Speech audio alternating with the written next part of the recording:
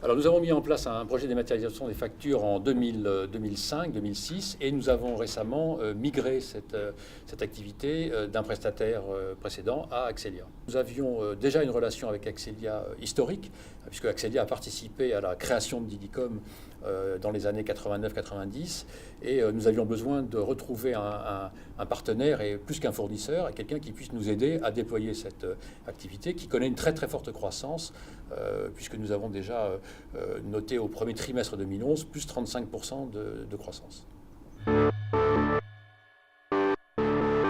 Pour les libraires, c'est avant tout une simplification des procédures d'intégration comptable, puisqu'il n'y a plus besoin de pointer manuellement les factures, elles peuvent être intégrées directement en comptabilité, d'autant plus qu'on peut les rapprocher avec d'autres messages électroniques qui sont parvenus avant, comme le bon de livraison.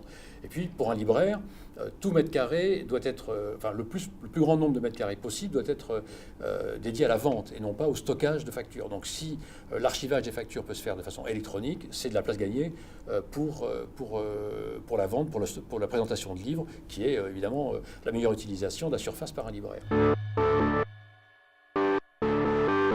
J'ai trouvé que ce petit déjeuner, ce matin, avait apporté une possibilité d'échange entre la salle et les intervenants. Je crois que c'était pas une présentation ex cathedra, mais plutôt un exposé du vécu, un partage d'expérience. Et je trouve qu'il y avait beaucoup de questions de la salle et c'était très intéressant.